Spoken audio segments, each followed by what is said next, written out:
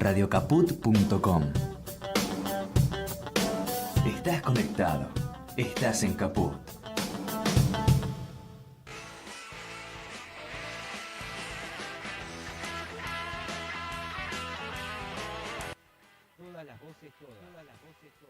Soberanos, la mirada siempre al frente, la neurona siempre atenta y la sonrisa luminosa.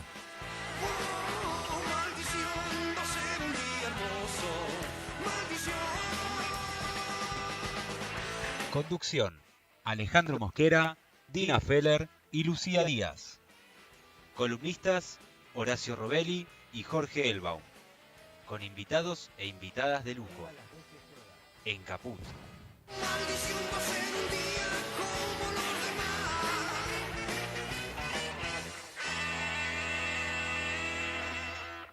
No puedes comprar el viento. Muy buenos sábados, muy buen sábado en realidad. Qué calorcito que está haciendo, Ale. Qué humedad. Qué humedad, está todo mojado por todos lados. Pensamos que hay goteras en las casas, pero no.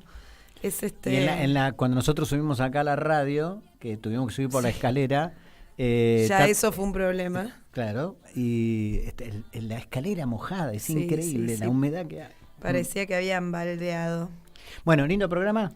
Y esperemos que sí, no sé. Siempre, vamos viendo, calculo que son, sí. Siempre son lindos, ¿no? Lindos, un poco tensos en algún momento, Sí. momentos duros del programa y otros no tanto. Pero hoy tenemos varias cuestiones. Una, vamos a analizar un poco el cuadro de situación política, bueno, el momento electoral, etcétera. Por otro, vamos a tener dos invitados. Son María Eva Koutsovitis, creo haberlo pronunciado bien, y Jonathan Valdivieso.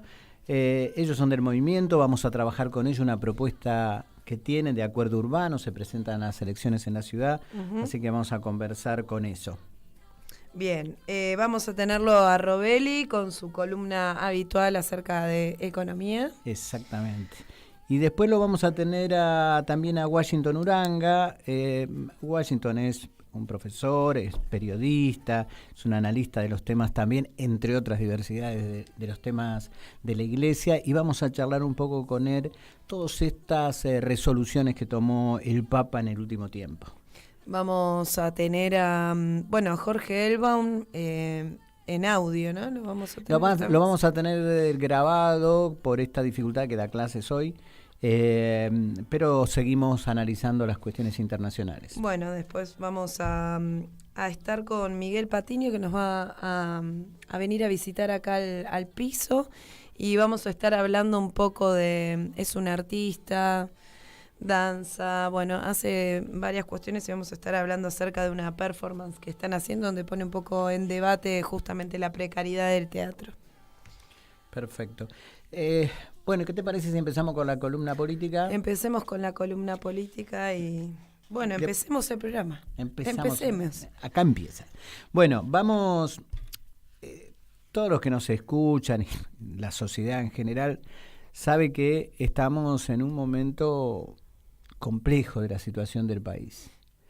Estamos en un doble territorio. Por un lado hay una negociación en marcha con el Fondo Monetario, seguramente eso lo vamos a desarrollar después con Robelli, pero y en paralelo una situación social muy aguda, que si bien hubo una desaceleración parcial de la inflación, todos sabemos el costo social que está teniendo lo que ocurre en el país. Y por otro lado, un proceso electoral que está en marcha, y acá lo digo para pensarlo, para tratar de tener una visión que vaya un poquito más allá de los discursos de las campañas electorales, que son lógicos, etcétera. Para empezar, lo propongo como línea de pregunta, como una pregunta que nos tenemos que hacer, me parece.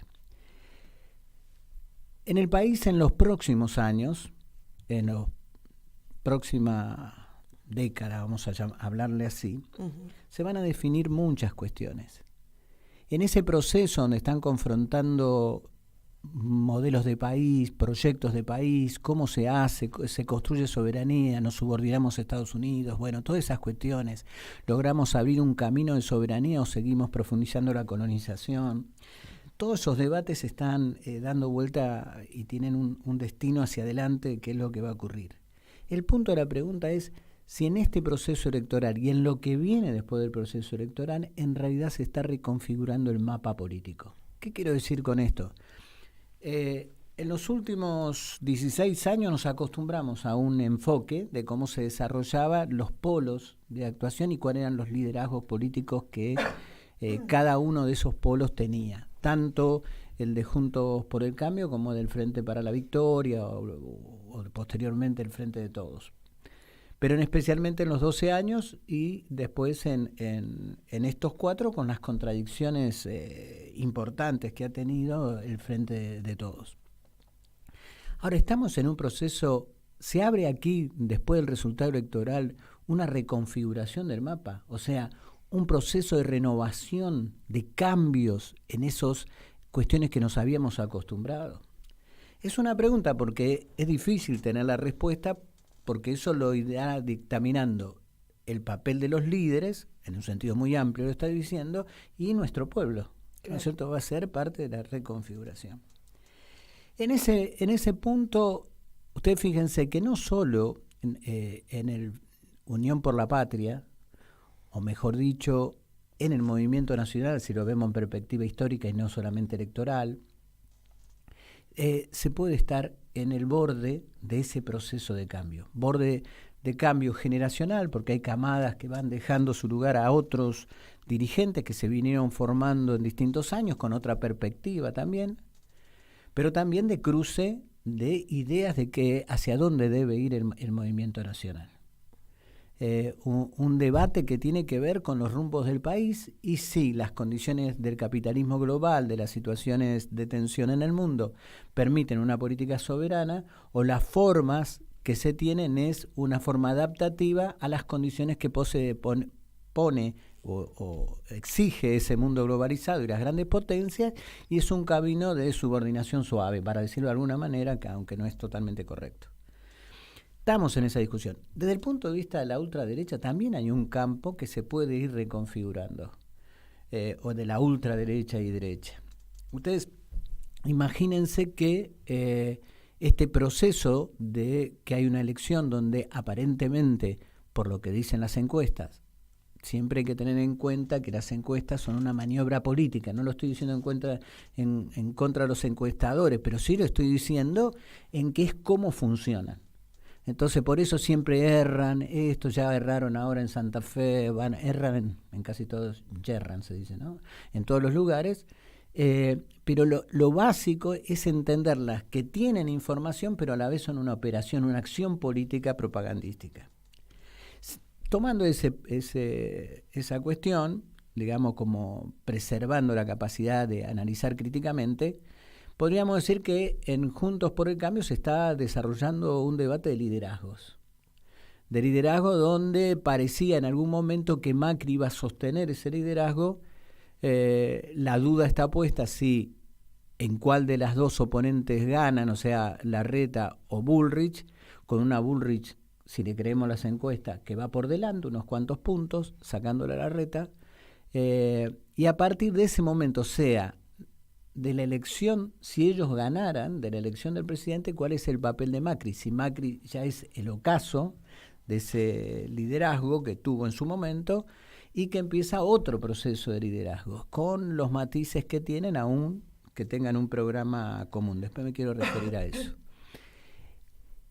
Pero también en Milei, porque Milei lo que se está demostrando en esta Libertad Avanza es la falta de estructura en todo el país y que la sociedad no lo está viendo como una opción de construcción de todo eso. Son mínimos los guarismos electorales que saca. Eso por supuesto tiene que ver con que esta posición de ultraderecha salvaje, autoritaria, recogió a ciertos oportunistas, a manoduristas, a personas adherentes a la política de preservar a los dinosaurios del genocidio, bueno, etcétera, etcétera, etcétera. Y marca esa situación. Todavía está en discusión el Milei, digamos, como candidato a presidente, cuánto va a arrastrar. Eso tiene una particularidad en la provincia de Buenos Aires. ¿Por qué? Porque van unidas las elecciones. Entonces no es la fórmula provincial, que seguramente sacaría muy pocos votos, sino es cuánto tire el candidato que ha sido inventado por una parte del sistema político y mediático argentino. Daría la impresión que, como la elección nacional se puede llegar a una elección pareja, el interés de una parte del poder y del círculo rojo, para llamarlo de alguna manera simple, más una parte muy importante de Juntos por el Cambio, intenta el derrumbe. Uh-huh. ¿Por qué? Porque está pensando en que ese voto podría ir hacia ahí, sobre todo los sectores de Bullrich, que si no estuviera Milei o Milei no pareciera como o si fuera una opción testimonial, en una especie de utilización de un voto útil, ¿no es cierto?, lo trataría de congregar, ganarle a Larreta, pero posicionarse hacia la elección nacional. Esto es una reconfiguración, es muy difícil decirlo ahora, pero todo eso está tirado. Pero en el futuro, después de las elecciones, es cómo quedan los bloques legislativos, o sea, la ultraderecha salvaje y la ultraderecha neoliberal, cómo queda armado. Y cuando digo esto, no lo estoy dividiendo solamente entre Libertad Avanza y Juntos por el Cambio. Dentro de su Juntos por el Cambio hay una propuesta muy fuerte que tiene que ver con un salvajismo neoliberal muy fuerte que va a llevar a una crisis muy grande en la Argentina. Ustedes recuerden las palabras de Lidita Carrió sobre que si gana ese sector, lo que se viene son crímenes de lesa humanidad. Después, ¿qué hace el periodismo hegemónico y la gente Junto para el Cambio? Se horroriza cuando decimos esta situación o cuando denunciamos alguna cantidad de hechos, pero la realidad es que hasta ellos mismos reconocen lo que significaría ese tipo de política. En esa es posible entonces una reconfiguración.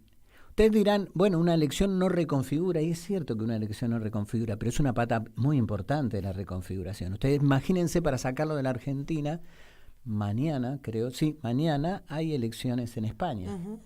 Y el papel creciente de Vox puede lograr una reconfiguración. Pasan dos procesos en España. Una es un peso muy importante del sistema de alianza de Vox con el PP en un montón de lugares, un condicionamiento por la agenda que tiene esa ultraderecha, un posfranquismo que empieza a tomar mayor legitimidad, que ya la tenía, pero bueno, va tomando cada vez más fuerza, y una izquierda que se desperdigó un poco, que perdió la potencia que tuvo en su momento, y entonces el Partido Socialista siempre ha sido, no lo digo esto solo por Podemos, pero el Partido Socialista de España ha sido un partido que se ha movido entre una especie de centro-izquierda progre leve, otanista, y neoliberalismo puro y duro. Esta es parte de refiero a lo de España para ver cómo algunos procesos electorales marcan esta cuestión. ¿Por qué es importante esto que estoy diciendo? Porque si bien en las campañas electorales no se puede creer todo lo que se dice, pero sí podemos tener en claro algunas de las cuestiones y de las banderas que levanta la ultraderecha y la derecha neoliberal, porque implican el programa que van a llevar de gobierno. Uh-huh. Con Lucía y con un montón de compañeros hemos tratado acá mucho el tema de lo que significa la actitud represiva, autoritaria de Morales en Jujuy, como una variante de lo que van a tratar de aplicar en el país. Pero, además de eso, toda la simbología, la construcción de valores que está empujando Juntos por el Cambio expresan esa situación. Veamos solamente algunas pequeñas cosas. Juntemos ahora entonces la derecha, la ultraderecha, Juntos por el Cambio más Milei. No para tratar de endilgarle a Juntos por el Cambio las propuestas de Milei, pero poderlas verlas en la dimensión más correcta. Frente al FMI, digamos, ustedes se acuerdan esa frase siempre de Macri, lo arreglo en 5 minutos. ¿Cómo se arregla una controversia de estas nivel? cuando se arregla en 5 minutos, porque uno acepta las pretensiones del que te está sometiendo. Claro. O sea, lo que explican esta gente es básicamente que va a haber una profundización de la subordinación. ¿Qué quiere decir profundización de la subordinación? Básicamente aceptar la unificación del cambio con una devaluación brutal. Eso significa mayor inflación, pero significa sobre todo caída profunda nuevamente del poder adquisitivo de los salarios y ajuste en el gasto público de manera muy grande. Y además un continuo proceso de refinanciamiento donde la Argentina quede hundida en la deuda externa por décadas y décadas de décadas, como proceso de encadenamiento. La segunda cuestión que plantea Juntos por el Cambio y estos grupos es la destrucción del Estado. ¿Cómo entender la destrucción del Estado? No es el Estado mínimo teórico, esas cosas que se discuten muchas veces. Están hablando de sacarnos palancas fundamentales. Ustedes imagínense que hay una campaña muy fuerte contra las empresas nacionales. ¿Qué quiere decir las empresas nacionales? Quiere decir la capacidad del Estado, es decir, de la representación de la sociedad de actuar en el terreno económico, promoviendo el desarrollo conjunto, el desarrollo equitativo. Esa, sacarle palancas al Estado, en el caso de las empresas nacionales, no se está discutiendo solamente cuánto del presupuesto tiene que ir a tales o tales lugares. No se está discutiendo en términos de eficiencia solamente de esas empresas, lógicamente tienen que ser cada vez más eficientes, sino se está discutiendo en el rol del Estado en la intervención en la economía. En esa intervención, ¿qué propone? Por ejemplo, Larreta el otro día que profundizó en algunas cosas. Su enfoque central es la desregulación de la economía. ¿Cuándo hubo desregulación de la economía en la Argentina? En los procesos neoliberales, en la dictadura, con Cavallo, en las distintas intervenciones de Cavallo en el país, con el menemismo y con la alianza, y en el macrismo, un intento de desregulación en eso. ¿Qué se propone? De nuevo lo mismo. ¿Qué es la desregulación? La desprotección de la industria nacional, del crecimiento, del conocimiento nuestro. Se desregula la economía para que puedan entrar los capitales que compiten sobre la base de la destrucción de la industria nacional, del empresario nacional, etcétera, etcétera. En el tema recursos naturales, tanto que hemos hablado en este programa, bueno, es otro capítulo. Básicamente los recursos naturales se ven como una oferta de inversión a los extranjeros, al capital extranjero, para que venga a llevarse nuestros recursos naturales. En este enfoque está lo que está sucediendo con esta discusión sobre el litio, sobre las tierras raras, sobre el petróleo, etcétera, etcétera, etcétera, sobre el gas. Entonces ahí hay un núcleo central de lo que ellos están proponiendo. Básicamente podríamos decir que es una vieja idea, que la modernizan, la dibujan, tienen consultores que hacen mejor la propaganda, la publicidad, pero es el país exportador de materia prima, un país que sirve solamente, de los 40 millones servirá 10, o sea, hay 30 millones de personas que sobran, que no tienen el lugar en ese país.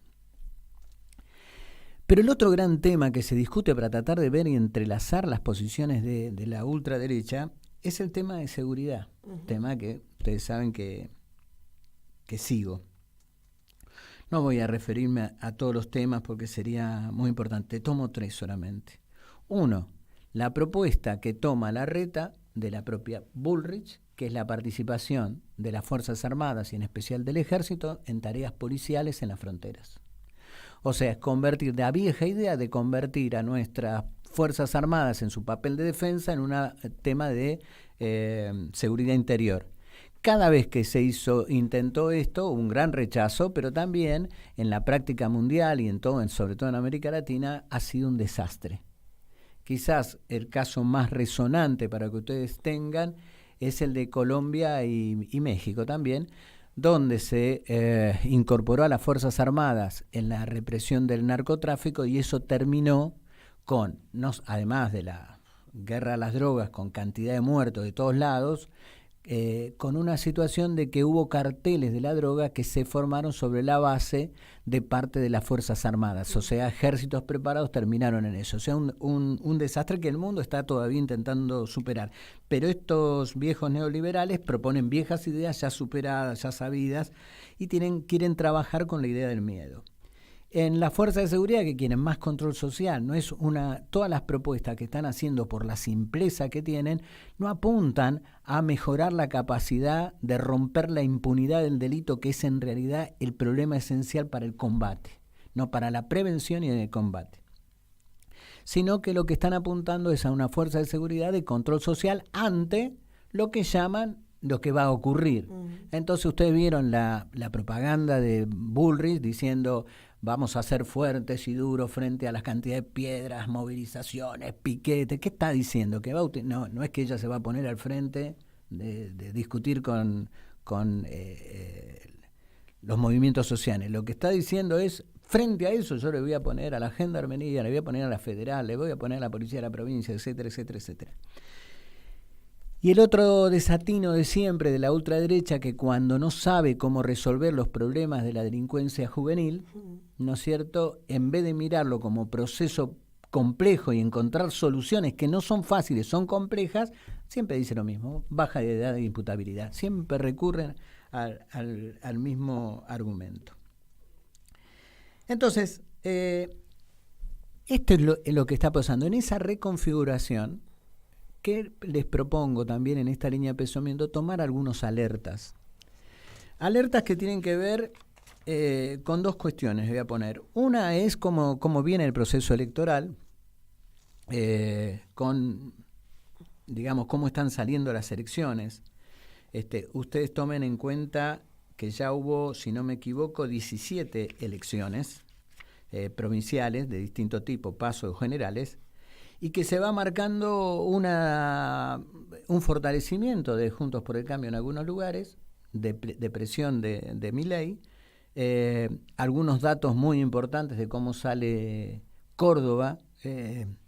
Mañana hay elecciones en la ciudad de Córdoba, pero en las que ya hubo, donde ganó el candidato de Schiaretti muy cerca del candidato de Juntos por el Cambio, pero donde la fuerza que estaba más cercana, aunque tenía otro nombre, al frente de todos, sacó el 2,2%, ¿no? Entonces estamos diciendo una reconfiguración importante para pensar la elección nacional de lo que viene. Si uno mira Santa Fe, Juntos por el Cambio sacó el 63% de los votos, y Unidad por la Patria, en el nombre que también particular que tuvo ahí, Juntos Avancemos, sacó el 27,9%. También es una señal política. No quiero decir que lo provincial se traslada exactamente a lo nacional, pero sí es un indicativo muy poderoso y muy fuerte.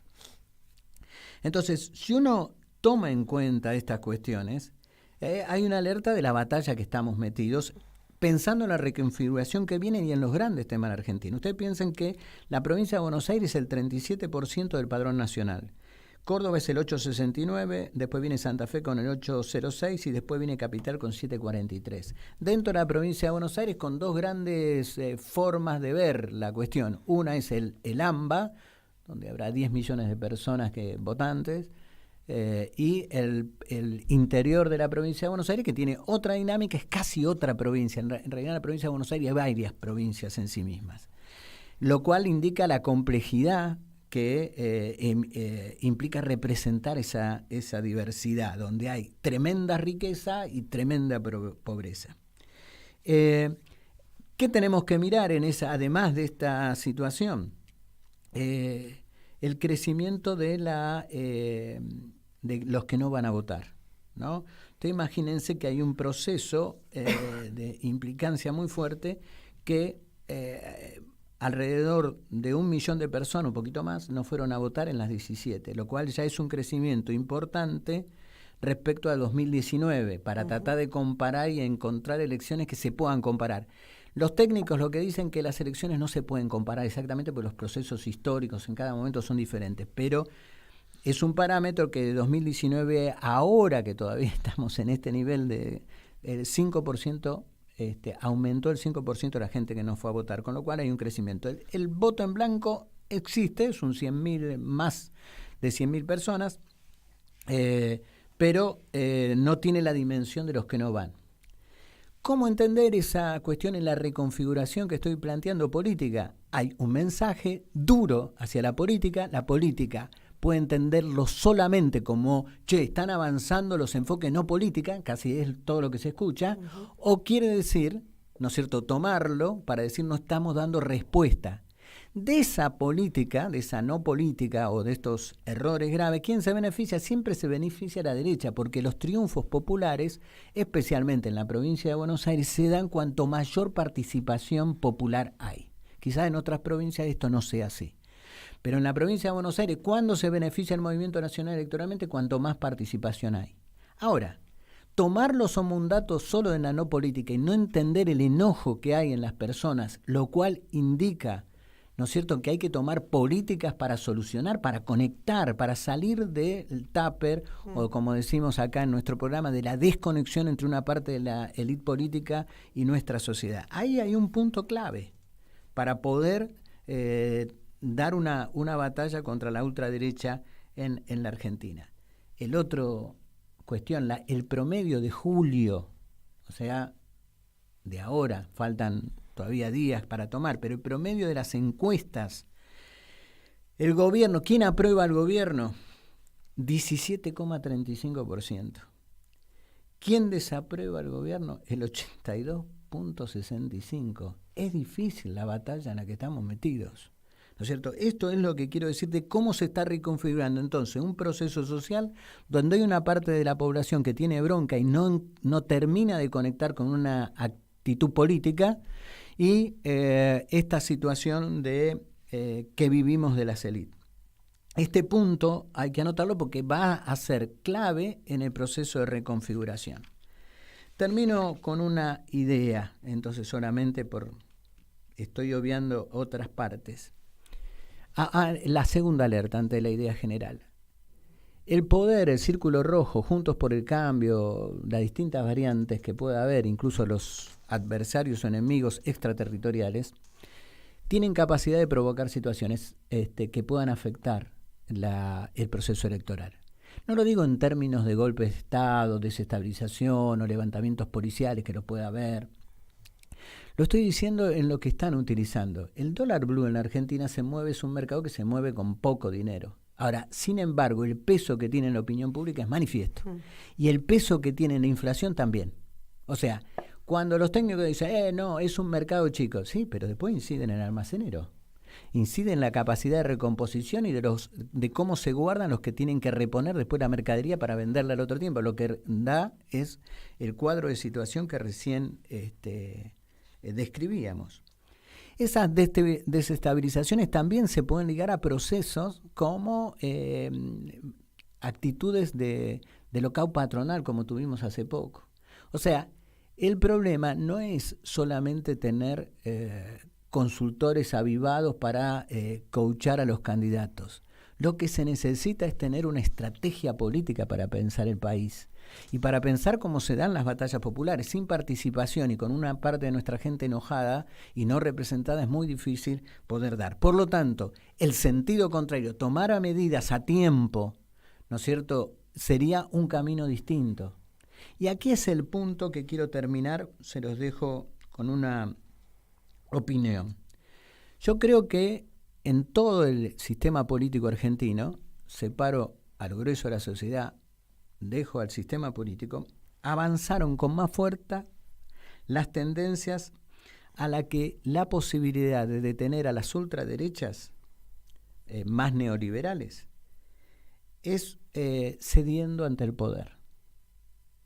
¿Será esto el círculo rojo, los grandes grupos de empresarios? ¿Será los Estados Unidos? ¿Será el Fondo Monetario? ¿Será lo que sea?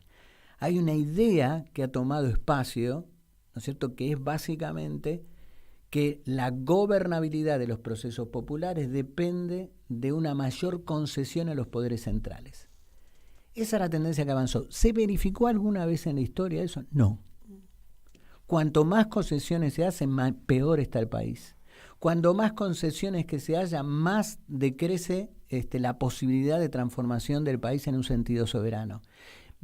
Es muy difícil, digamos, poder dar una batalla si no se toma en cuenta cómo vino bajando, por ejemplo, el salario real. ¿Por qué uno podría preguntar, por qué decís esto en el final de la cuestión? Porque uno de los reclamos del poder central, del círculo rojo, del poder más concentrado, fue que en la etapa de Cristina los salarios reales estaban muy altos. Y lo comparaban con América Latina. Nosotros ahora, en el salario, fue una fuerte caída durante el proceso macrista, pero en el proceso del 2020 tuvo una leve recuperación por la intervención estatal y en el 23 bajó notablemente. Es muy difícil. Entonces ahí están las concesiones, porque son concesiones, el fondo, a una teoría del derrame, a la teoría que los grandes y poderosos se lleven la ganancia porque eso garantizamos la gobernabilidad, mientras nuestro pueblo está en la situación. Hay que dar vuelta a la taba. Y en esa dar vuelta a la taba también está la posibilidad de pelear con eso. Que, en resumen, hay una batalla en el medio y un proceso de reconfiguración. Tenemos que recuperar las mejores ideas del movimiento nacional, de la soberanía y de la capacidad de pensar otra Argentina estratégicamente, y que los que venga tengan que ver con eso, con un proceso de participación lo más extenso que nosotros podamos. Vamos a un tema y seguimos.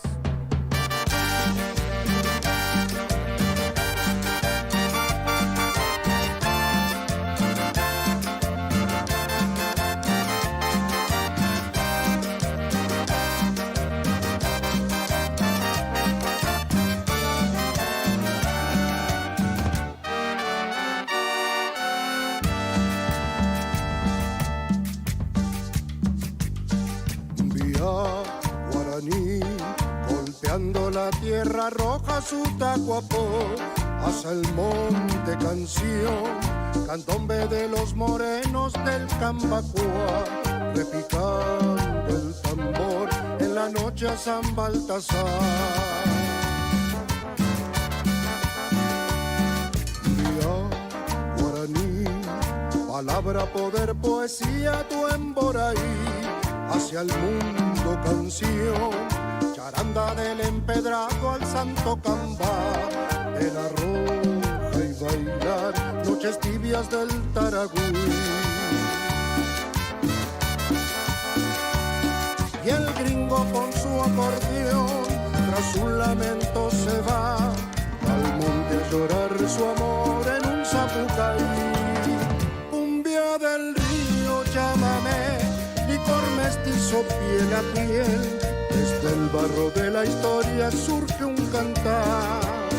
Hermosa flor de un litoral, del Magdalena al Paraná, lleva volando mi voz, río abajo hacia el Vergón.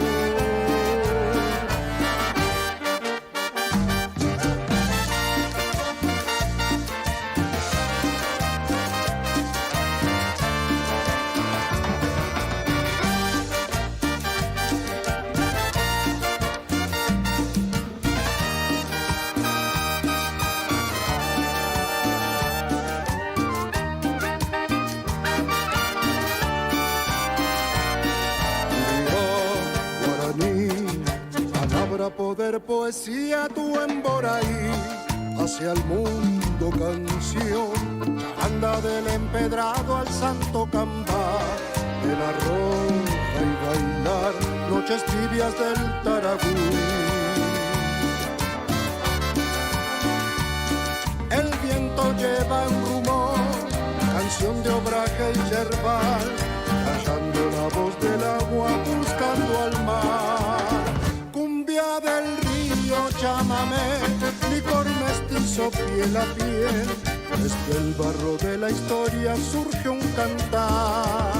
Hermosa flor de un litoral, del Magdalena al Paraná, lleva volando mi voz, río abajo hacia el Vergón.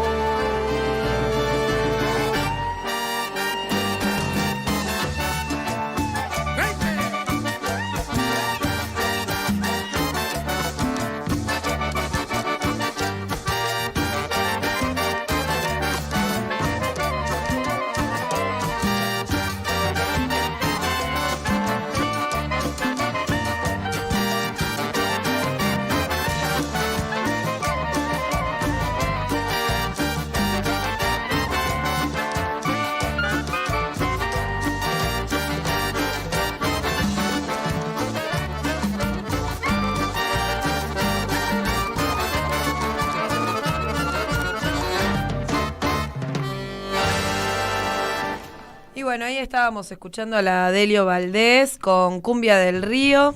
Bueno, pasamos los contactos. Si se quieren comunicar con nosotros, pueden comunicarse al teléfono de la radio al 1165 16 44 46. 1165 16 44 46. Encuentran a la radio en las diferentes redes sociales, en Twitter, Instagram, Facebook. La buscan como Radio Caput. Nos pueden encontrar a nosotros también en el teléfono del programa al 11 65 82 70 97. 11 65 82 70 97. A ese teléfono se pueden comunicar para comunicarse con el programa. Nos pueden seguir por Twitter en Radio Soberanes, y si no, si se quieren comunicar con nuestra organización, también nos buscan como Soberanes con X. Bueno, volvimos un poco a las corridas, contamos ahí cómo fue. Estamos con el ascensor que no está funcionando, ya le lo comentaba temprano.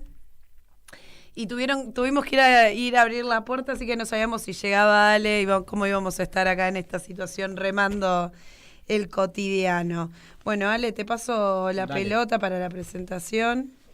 Bueno, primero tenemos a dos compañeros, grandes compañeros, porque,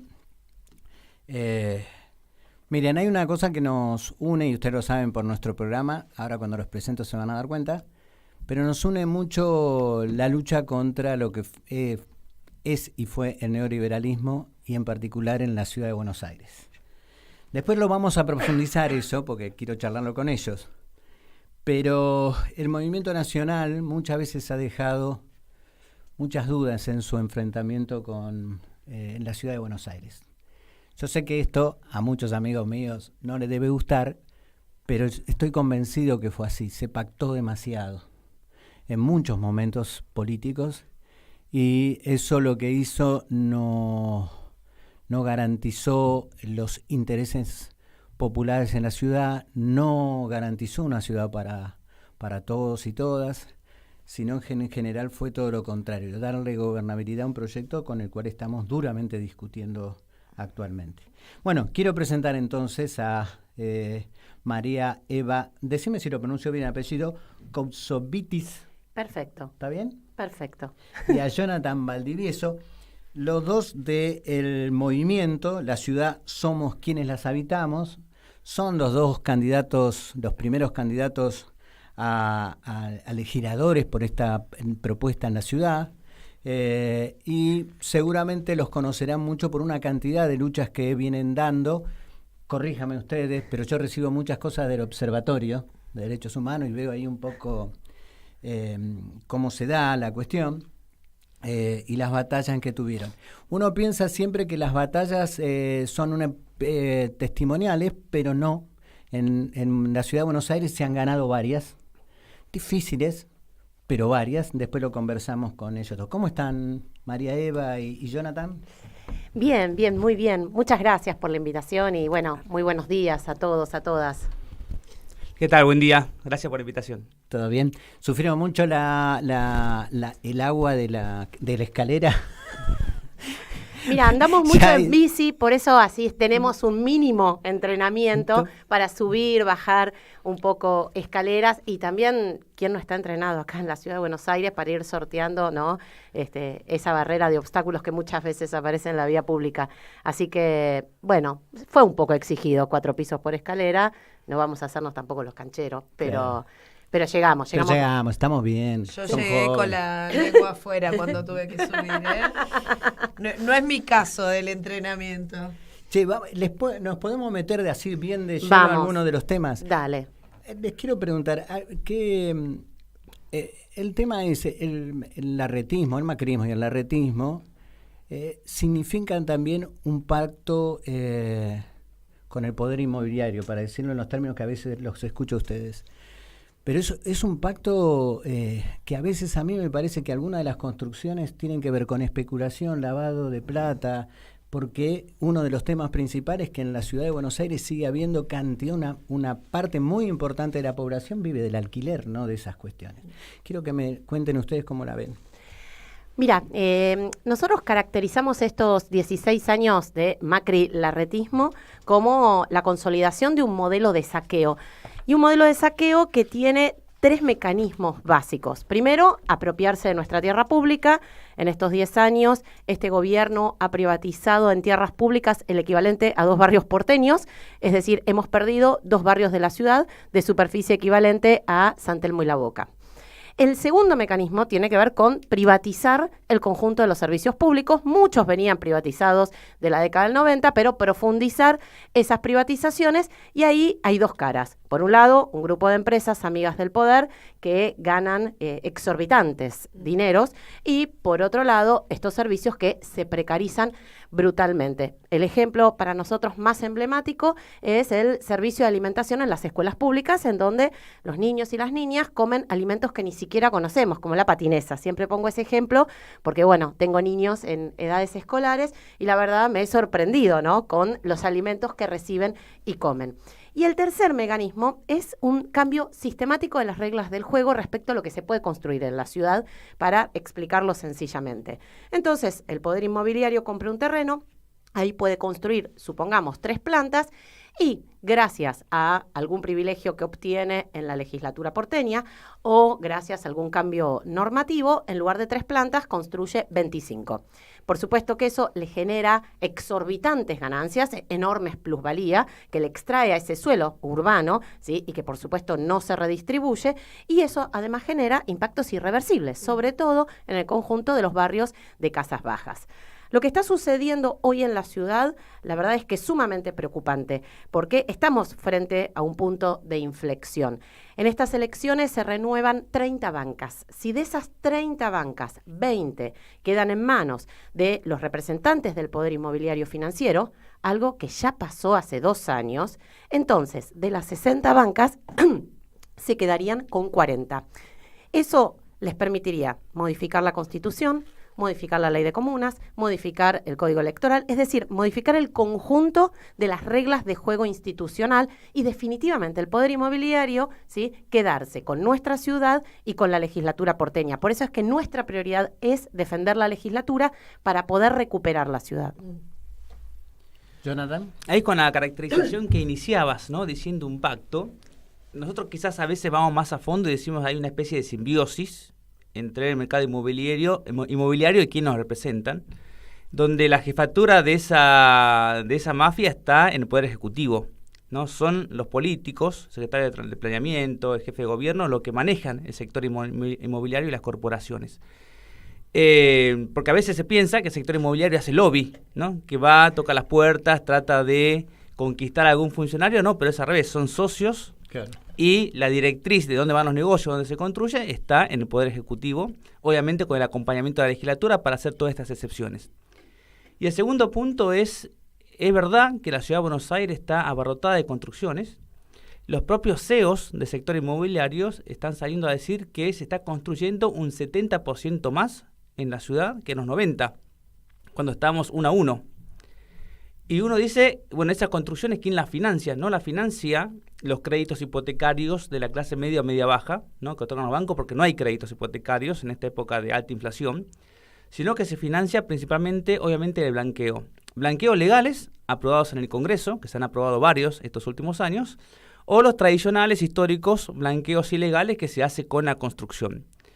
Y como es dinero del blanqueo, la gente que invierte no tiene reparos en perder dinero a no alquilar los inmuebles, porque la ganancia está en blanquear. Luego se va perdiendo en gasto de despensas, servicios, y no alquila, no tiene mucha importancia.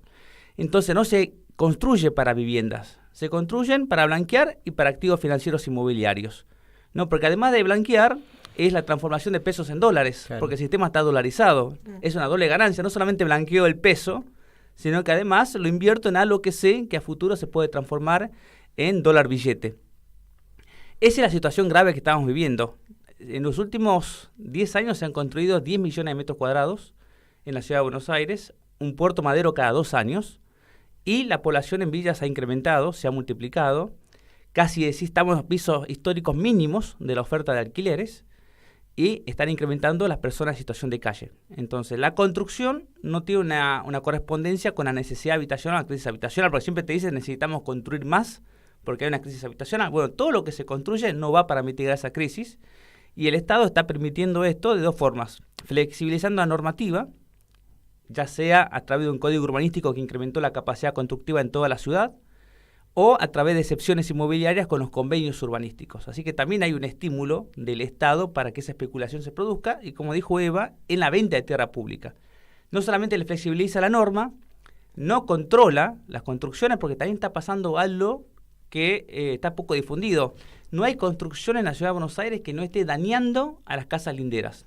Claro. Y eso no es porque sea inevitable, es porque no hay controles. Antes, cuando uno rajaba un poquito la casa lindera, se clausuraba la obra. Tenemos casas partidas en dos, donde las familias se han mudado y la obra continúa. Tenemos el caso de Núñez, donde hay todo un sector del barrio que se está hundiendo por la sobreconstrucción, y ese hundimiento obviamente genera que las casas comienzan a estar en ruina, y todos los edificios siguen andando, funcionando, trabajos constructivos. Entonces también está ese descontrol, ¿no? Cuando hablamos de construcción descontrolada, no solamente es que pululan edificios por todas partes, sino que también hay una ausencia de control del Estado. Claro. A esa situación se le agrega el tema de la tierra pública. El Estado pone tierra para estos emprendimientos inmobiliarios, tierras que son las únicas tierras en la ciudad que se venden en pesos. Uno va al mercado, no existe comprar un terreno en pesos. La vendemos en cuotas, ¿no? Hacemos ahora 12 con tierra pública. Terrible ganancia para los especuladores. Y además la Pero vendemos parió. a un 40-50% de su valor de mercado. Claro. En un contexto donde el piso de la venta de tierras o inmuebles está también en su bajo histórico. Es decir, lo vendemos cuando no tendríamos que vender, en una ciudad que no hace falta vender, porque el año pasado le sobró a Larreta 130.000 millones de pesos. Entonces uno diría, bueno, no hace falta vender, regalar tierra, no estamos tan necesitados por lo menos en la ciudad para vender tierras, y además se vende cuando se ponen los precios en dólares, el cambio es al dólar oficial. Así que vendemos a la mitad de lo que se vendería en el mercado, porque a veces uno compara el mercado con la venta de tierra pública, te dice, bien, $200 el metro cuadrado. Pero no es el dólar del mercado, no es el dólar blue, es el dólar oficial, así que es la mitad inmediatamente cuando lo pasas a pesos. Ahora les hago una pregunta de impacto. No sé si se sabe el número, lo pongo para ver si ustedes lo conocen. ¿Cuánto de eso que se construyó tiene la vivienda vacía? ¿Hay magnitud, hay estudios sobre eso? A ver, Johnny recién contaba, estos últimos 10 años se construyeron 10 millones de metros cuadrados.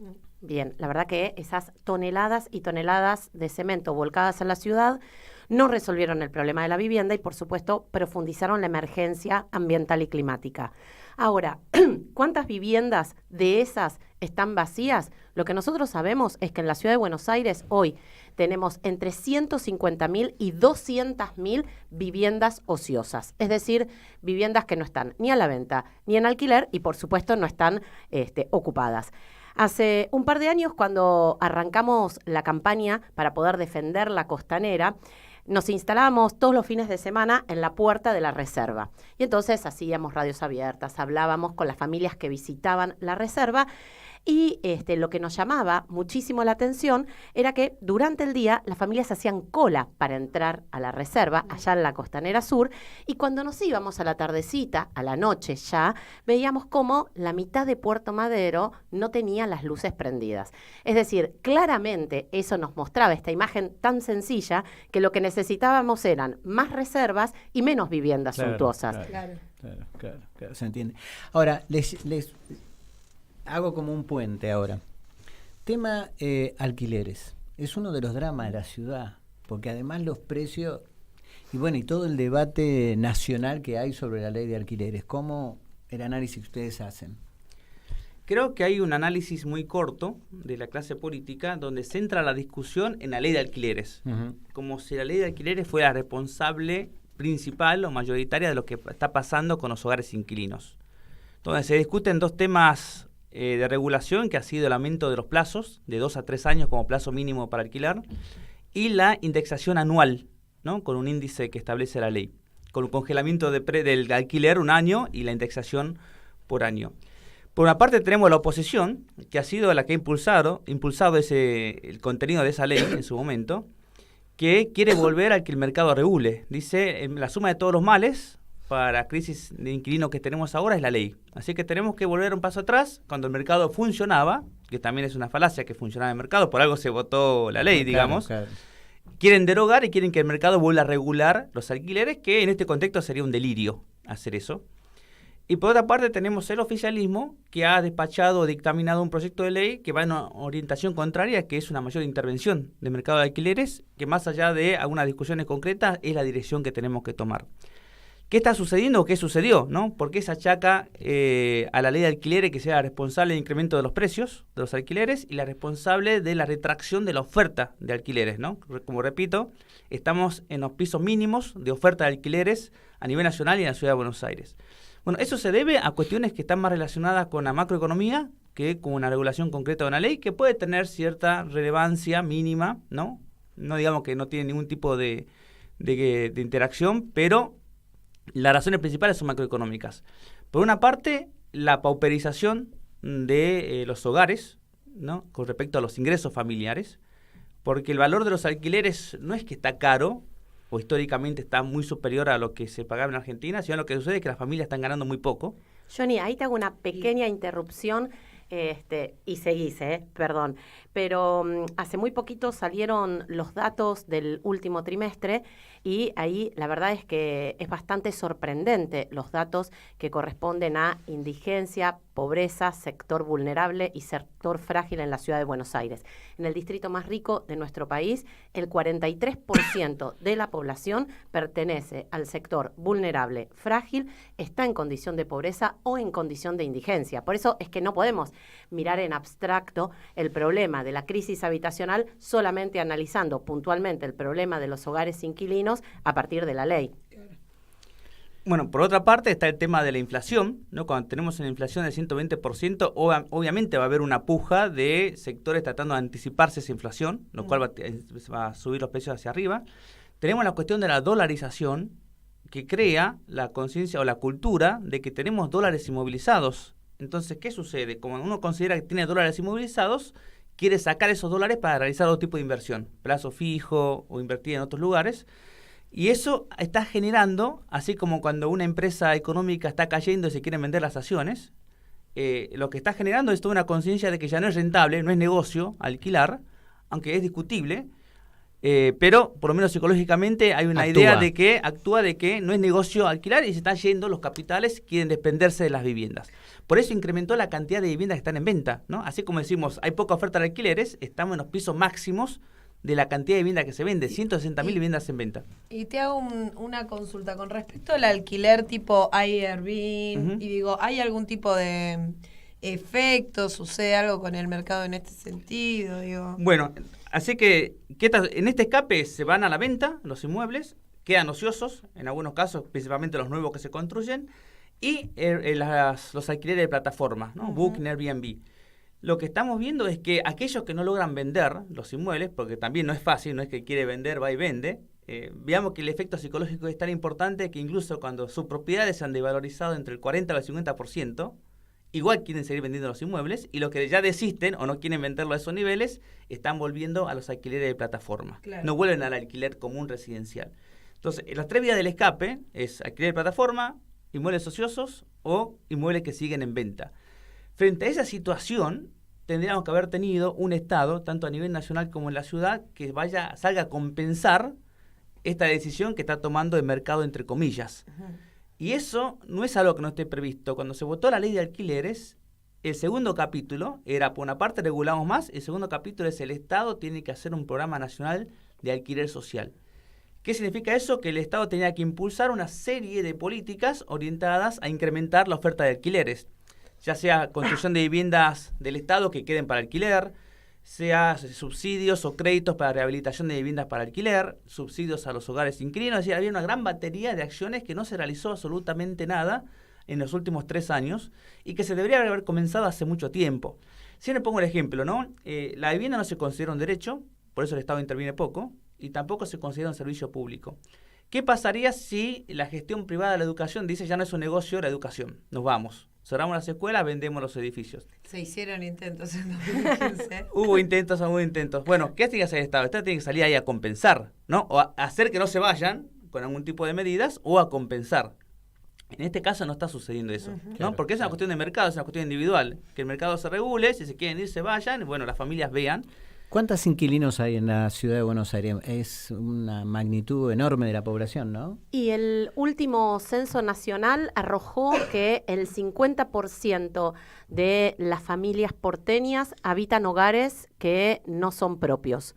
O sea que tenemos registrado que hay un 50% que no es propietario de la vivienda que ocupa. No necesariamente sean inquilinos, pueden ser inquilinos formales, informales, etcétera. Pero lo cierto es que hay un proceso muy acelerado de inquilinización. Algo muy impactante porque este modelo de saqueo, que por un lado estimula esa sobreconstrucción especulativa que le arroja a la ciudad toneladas de cemento año tras año, por supuesto que no está en capacidad de resolver los problemas estructurales, por ejemplo, el derecho a la vivienda. Y mientras esa construcción especulativa y suntuosa cada vez se acelera más, cada vez hay más familias inquilinas y cada vez hay más familias que están en emergencia habitacional. Hoy en la ciudad de Buenos Aires hay 500.000 de porteñas y porteños en emergencia habitacional. La verdad que eso alcanza a 1 de cada 6 porteñas y porteños. Qué cifras, ¿no? Che, voy variando los temas, sí, vamos conversando. ¿Por qué está tan sucia la ciudad? ¿Cómo es el análisis ustedes hacen nosotros? Antes de eso, no, 2 preguntas le hago. Una era, pero antes quiero ver una cosa de la vivienda. Un segundo, nosotros los dos somos de la provincia de Buenos Aires, lo aclaramos. Vivimos con mucho urbano. Acá con urbano, pero venimos mucho a la ciudad. Cada vez vemos más gente en la calle. En situaciones... yo me acuerdo, yo trabajé en el gobierno de la ciudad en otra época. Teníamos los registros, bueno, el Buenos Aires presente, todo eso. Y veía en aquella época estadísticas de mucha gente y una proporción de familias. Cada vez veo más familias en la calle. Hay familias, se ven. Se ven, pero nosotros acá cuando venimos a la radio... Bueno, primero la pregunta de la vivienda y después vamos al tema... Con el tema de las personas en situación de calle es obviamente un derivado de la crisis habitacional. La cuestión de que las familias no puedan acceder hace 30 años a una vivienda en propiedad, que ahora resulte incluso difícil acceder a una vivienda en alquiler, lo que genera es que las familias vayan viendo cómo resuelven su situación. Hay situaciones que se resuelven un poco mejor, que es hacinándose. Hay otras familias que van a vivir con precariedad de acceso a servicios públicos y en la vivienda, que es en las villas, y hay personas que quedan en situación de calle. El gobierno tiene la misma política, para que veamos, de políticas para las personas en situación de calle que cuando crecíamos a tasas chinas. La política que se creó en el 2006 de subsidios y paradores, que tenía su antelación, ¿no? Pero digamos, la última normativa que actualmente regula es en el 2006, cuando crecíamos a tasas chinas, es decir, cuando estábamos en el mejor momento nacional de la ciudad, teníamos esa política. Ahora que estamos en el peor momento económico y en la crisis histórica de la Argentina de vivienda, seguimos teniendo la misma política. Claro. Entonces, eso genera que, obviamente, incremente las familias que no están pudiendo resolver las otras alternativas y queden en la peor situación. Estamos viendo una cuestión dramática, esto de hablar de familias, porque antes se pensaba que esta estación de calle tenía algún problema de salud mental, algún problema de drogadicción, o había roto todos los vínculos sociales que tenía, etcétera, etcétera, ¿no? Era más como un problema individual siempre, ¿no? Ahora con el tema de la familia ya no se puede ni siquiera enunciar que es un problema individual, es un problema colectivo de la sociedad. Y la cuestión agravante es que ya pasaron 30 años que la población no puede acceder a la vivienda. Entonces, hay muchas personas y familias que los padres, madres se están jubilando y no tienen posibilidad de sostener el alquiler con la jubilación. ¿Qué pasaba en el 2001? En crisis económica, tenían la vivienda y quizás, o no quizás, lo que sucedía es que no tenían dinero para alimentarse y para los medicamentos y para lo cotidiano, pero tenían la vivienda, tenían el techo. Ahora se jubilan, no tienen, el alquiler no les alcanza para pagar el alquiler de la vivienda. Claro, No, es que la situación de tener un techo por sobre una persona, digamos, básicamente te coloca en una situación de privilegio con respecto al resto. Digo, si tenés un techo, bueno, la comida la podés llegar a conseguir, digamos, tenés un lugar de resguardo. Ahora, si no tenés techo, directamente es la calle. No hay... es como un salto cualitativo. Sí, aparte ahora aparece este fenómeno que contaba Johnny, que es las personas adultas mayores, claro, que las vemos en emergencia habitacional y que frente a eso también el gobierno lo que ensaya son dispositivos que no garantizan un acceso digno a la vivienda. Y la verdad que vemos que no hay ninguna medida concreta. Johnny hablaba, el año pasado se subejecutaron 130.000 millones de pesos. El gobierno dejó de ejecutar 130.000 millones millones de pesos en una ciudad que está en emergencia urbanística, habitacional, ambiental. Esos 130.000 millones de pesos hubieran permitido incorporar 10.000 nuevas viviendas a un banco público de viviendas, Claro. para entregárselas en comodatos a los adultos mayores, para entregárselas, ¿sí?, en comodato a quienes están en emergencia habitacional o como alquiler social, para empezar a regular uno de los mercados inmobiliarios más desregulados del mundo. Lo cierto es que otra de las dimensiones de la emergencia, que también se habla bastante poco porque está muy invisibilizada, es el hacinamiento, sobre todo en los complejos habitacionales. Ayer justo recorríamos el barrio de Pirelli, allá en el sur de la ciudad, en la Comuna 8, en donde, por supuesto, el gobierno construyó esas viviendas hace ya varios años y claro, ahora ya donde vivía una familia viven 3 o 4. Sí, claro. Entonces tenemos 2 familias compartiendo una habitación. La realidad es que necesitamos poner en agenda el abordaje de la problemática habitacional y eso tiene que hacerse con una batería de medidas y no simplemente en un discurso binario si la ley de alquileres sí o no, ¿no? Claro. Chicos, vamos a la tanda que de la radio y después volvemos. Mandanos un WhatsApp. Mandanos Sarasa y Noticias. 11 65 16 44 46. Vení al Mercado Morón. Panadería, Frutas y verduras, lácteos, limpieza, carnes y pescados. pastas y almacén. Abierto de lunes a sábados de 9 a 18. Y domingos de 9 a 13. Reintegro del 40% de tu compra abonando con cuenta DNI. Mercado Morón. Avenida Perón, ex Gaona 3883. Municipio de Morón, corazón del oeste. Noticias. Economía. Flavia Rollón destacó el memorándum de energía con la Unión Europea. La secretaria de Energía de la Nación indicó que potenciará la cooperación en el desarrollo de energías limpias y en la relación comercial en torno del gas natural licuado. El memorándum fue firmado el último lunes en Bruselas por el presidente Alberto Fernández y la presidenta de la Comisión Europea, Ursula von der Leyen, en el marco de la tercera cumbre Unión Europea-CELAC. Clima. Grecia afronta la ola de calor más larga de su historia con temperaturas superiores a los 44 grados. En el centro del país se esperan temperaturas de hasta 45, 3 por debajo del récord histórico de 48 grados registrado en el país en 1977 en Elefsina, cerca de Atenas. En la capital, la marca térmica más alta se alcanzó en junio de 2007 con 44,8 grados centígrados. Debido a las temperaturas altas, todos los lugares arqueológicos en Grecia, incluida la célebre Acrópolis de Atenas, estarán cerrados al público durante las horas más calurosas del día hasta el domingo. Fútbol. San Lorenzo y Argentinos se enfrentan en el nuevo gasómetro por la Liga Profesional. El Ciclón, que en la semana se clasificó a los octavos de final de la Copa Sudamericana y se posiciona en el tercer lugar, recibe al Bicho de la Paternal, que tiene 37 unidades y está 10º. El encuentro, válido por la fecha 26, se jugará a partir de las 15:30 en el estadio Pedro Videgain del Ciclón de Buedo, con la televisación de ESPN y el arbitraje de Nicolás Ramírez. Más información en telam.com.ar. Telam Digital. Información en tiempo real. En telam.com.ar. Toda la información que necesitas.